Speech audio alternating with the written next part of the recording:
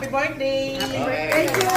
Yay! Salamat sa pa-seafood. Birthday ko nga ngayon at seafood ang gusto kong kainin. Kaya naman, dito kami nagpunta kay Aling Tonias. Hindi pa rin talaga nagbabago ang timpla nila. Consistent sila doon. Kaya favorite namin ang kanilang mga luto. All in all, ang nagastos namin dito ay 13,500. Ganon. Ang sarap niya, lahat busog na busog. Meron kaming tinake-out kasi nagtira talaga kami dahil gusto pa namin kumain ulit sa bahay. Thanks for watching. Please follow my YouTube channel.